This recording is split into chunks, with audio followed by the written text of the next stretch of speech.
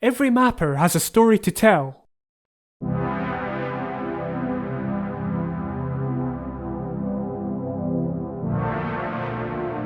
A story about what got them interested in video games and why they started mapping. If you are a mapper yourself, you will have a story.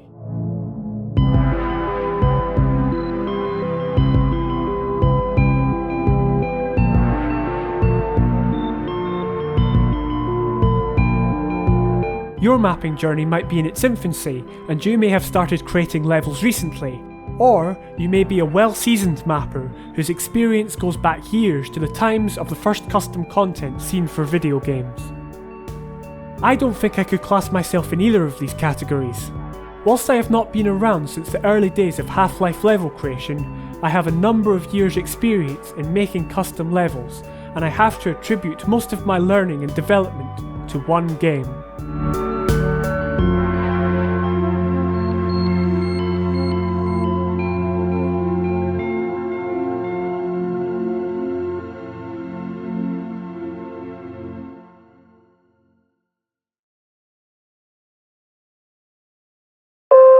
Good morning, and welcome to the Black Mesa Transit System. The fan remake of Half-Life, Black Mesa Source, was initially conceived sometime in 2004, with official development starting in 2005. The mod version was released in 2012. It included the Earthbound chapters, but not the final Zen chapters. I didn't play the mod version, as I only ever played Half-Life 2 mods that were available through Steam. I guess I was scared to install other mods at the time. I'm not sure why though.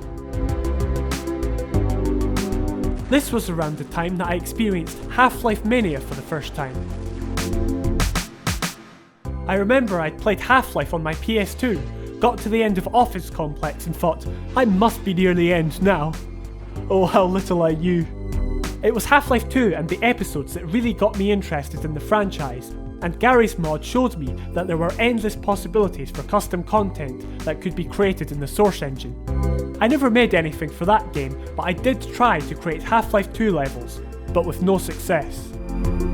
Throughout 2013 and 2014, I tried to make Half-Life 3, Portal 3, and any other Valve sequel that hadn't been made, something a lot of new mappers attempt. Bear in mind, I did not know any level design fundamentals at this point, or the things that were required to make fun gameplay. 2015 rolled around, and I heard that Black Mesa was to be released on Steam, and that Hammer Editor would be packaged with it so custom levels could be created. I was excited by this, but I have no idea why. As I said, I had never played the mod because it was not on Steam, but I guess the fact that it was being released on Steam made it seem more official. In my mind, this granted me an opportunity to buy it and create maps for it. I remember playing CSGO a few days before on the map DE Zoo and thinking, I could create something like this in Black Mesa. This was the very beginning of a long journey, a journey in which I would learn, experience failure, improve, succumb to ambition, and eventually succeed.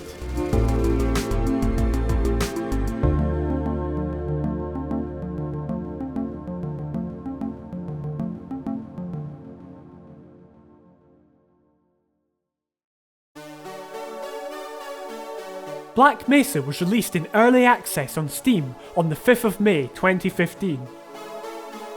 I played through it over the next couple of days. I should have been studying for my exams, which took place later on in May. That didn't matter to me though. It was more important to dedicate time into playing the game and making maps. In the same month that the game was released, I created my very first level. Now you have to understand something before I talk over the premise for this map. There was a time before I learned the things that truly made a level good and enjoyable that I thought I knew what I was doing. At this stage of the mapping journey, you assume that everybody who plays your map will understand exactly what to do and will automatically feel exactly as you want them to. If you want something to seem thought-provoking, you expect everyone who plays it will stop and ponder the meaning of life. If you intend for something to be funny, you think everyone will stop and laugh out loud. That was the case with my first map. Welcome to Insanity, the Black Mesa Research Facility experiment on madness or something like that. The premise of the map was that the player wakes up in a weird box and then makes their way through the facility whilst experiencing strange happenings and creepy events. Let me show you the opening of the map.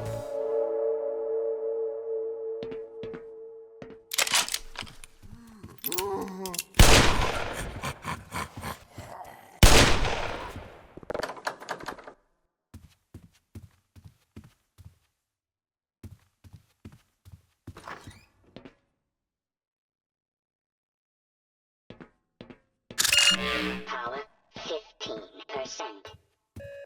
Power 30%. Yikes!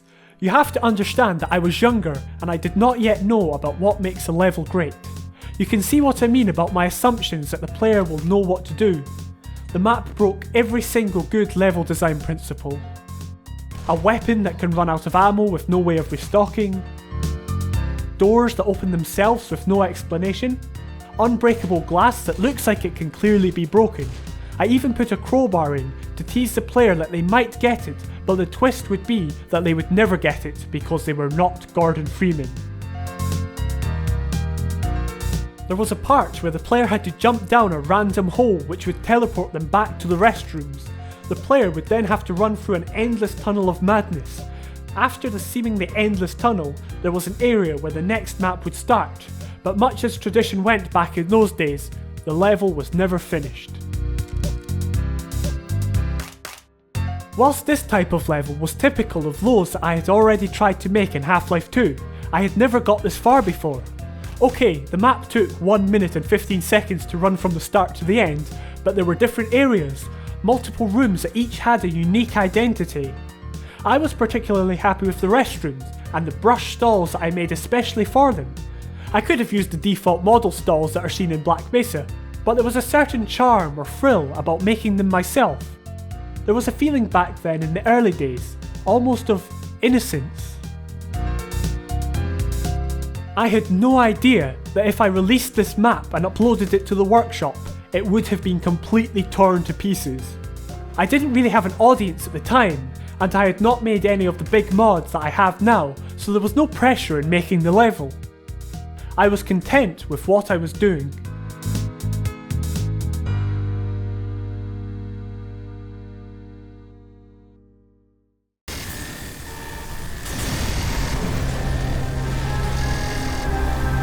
This feeling of bliss and happiness lasted until July, when I got my exam results back and found I had failed both Maths and English. I had passed the coursework side of things, but without the exams, I did not receive those qualifications. I have to confess, those were dark days. Whilst I had traded real school level qualifications for pure bliss creating an unreleased map, things were only going to get worse in my mapping journey.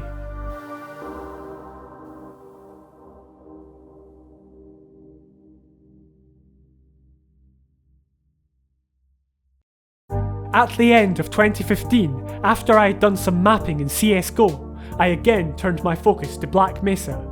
I was determined to make, finish, and release a map for this game. The events that followed are possibly the most shameful moments of my mapping experience, and I cringe every time I think about them. You might be aware of my map analysis videos where I play through maps and talk about what the creators have done well and suggest what they should change. All of the things that I strongly advise against are mistakes that I made in my next map. Every single mistake that I could have made was made.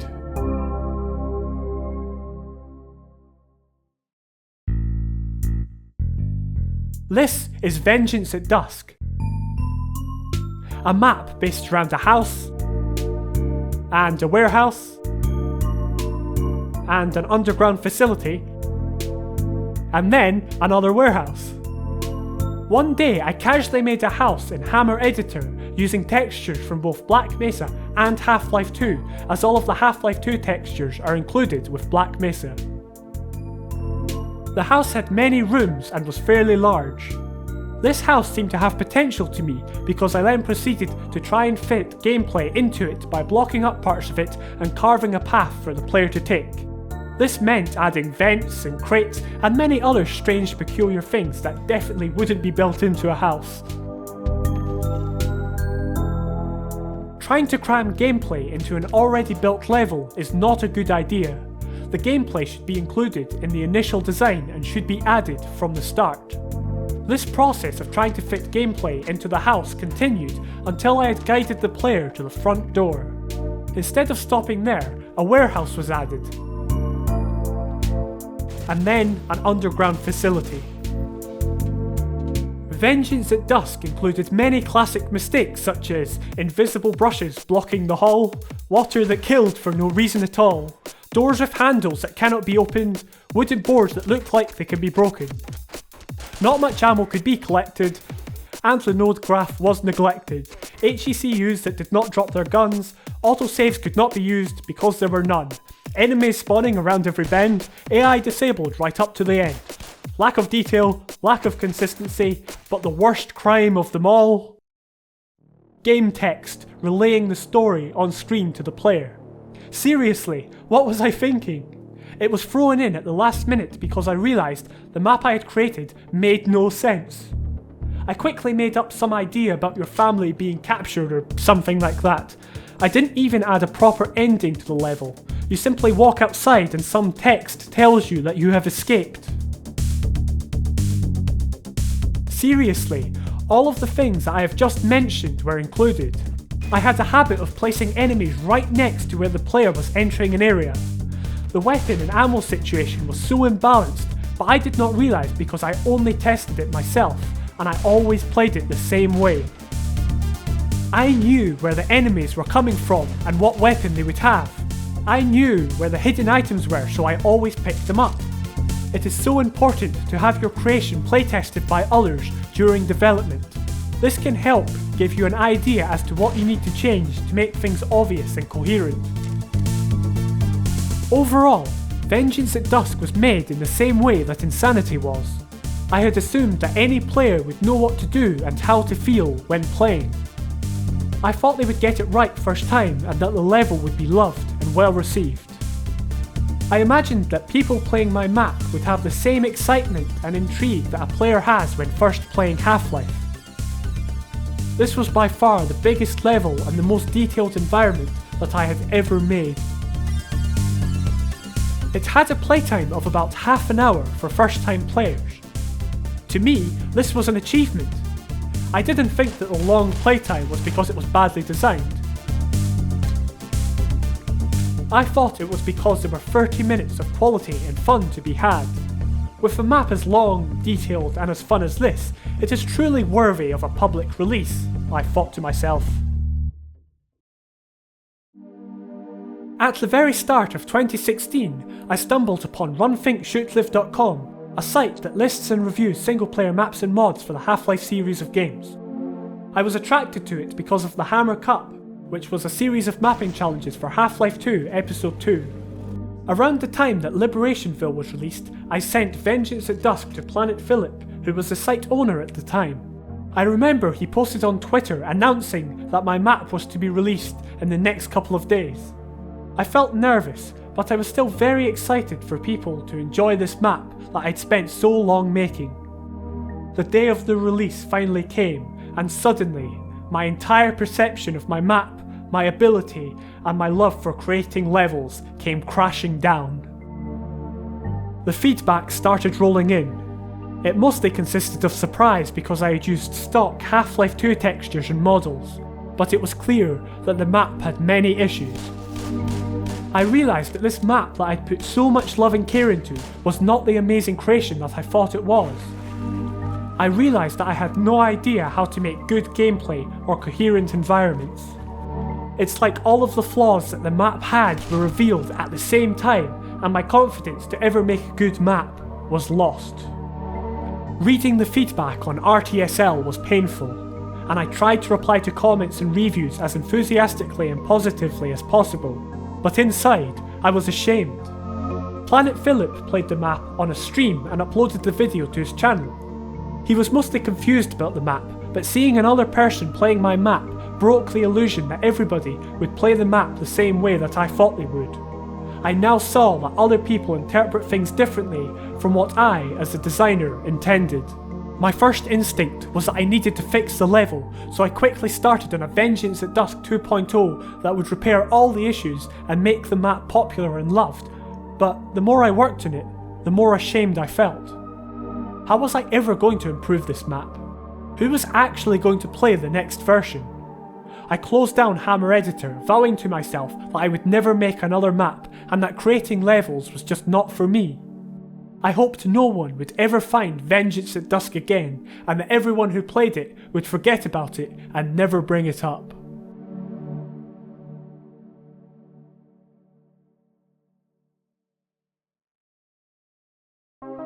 I have to confess, before writing the last chapter, I was still a bit ashamed about Vengeance at Dusk. I am, after all, supposed to make videos about implementing good gameplay into maps, but I played the level again and reread the comments on RTSL, and I really got off easy with that one. Currently, the map has 4 reviews, 3 maybes and 1 play it later. Wow, that was unexpected. Before I released the map, my initial expectations was that I would be getting play it now or personal favourite ratings, so only getting maybe ratings felt like it was a failure. However, some maps and mods on the site are spammed with ratings of think twice or avoid it, which makes Vengeance at Dusk seem like a huge success. Whilst reading the comments was painful when the map was released, they were able to help me understand what was required to make a good map by telling me what I had done wrong. There was a helpful comment from a prominent member of the community, Maki. Whilst having made a lot of maps for Half-Life 2, Maki also made many maps for Black Mesa and was one of the first people to make a successful single-player level for Black Mesa, which is called BM Bravado. It was by having an experienced creator provide feedback that helped me to improve my mapping ability, even if it meant having my ego scarred in the process. I owe a lot to people like Maki, who played and provided feedback in an honest but friendly manner. So in my view, Vengeance at Dusk was a failure, and I would never make another map. But if I hadn't released it, I would never have improved and gained a better understanding. I would not have the knowledge about level design that I do today. Vengeance at Dusk was my first single-player map, and it was bad. But because of it, I was able to go on and create bigger and better levels and mods. It's still available on RTSL, and it surprisingly still runs in Black Mesa, although the HECU now have RPGs, which they didn't when the map was released, and there are a number of other bugs that occur because the game has been updated so much since then. After the map had been released, I took a long break from mapping. This break lasted for a whole 2 months? That's right. In June of 2016, I started making my next Black Mesa project. This time, it would be a map pack with 5 levels in it. I called it The Tank, the name inspired from a Half-Life mod that was in development at the time called The Core. The Tank was going to be my first traditional Black Mesa mod with normal gameplay that was set in the Black Mesa research facility. All the criticisms of my last project had been taken on board, and this newfound knowledge was applied. I wish I could say that the tank was a huge success, but very little of it was made past the blockout stage. I did a quick prototype of Map 1 in June 2016, and over the next few months I tried to make the real thing. I got 3 maps fully blocked out before burning out and going to make CSGO maps instead. 5 maps would have been a huge undertaking, especially since I'd only finished 1 map before this, and that had a lot of flaws. This was one of the many occasions where my ambition and ridiculous goals prevented me from completing a Black Mesa project, more of which will be discussed in a later episode.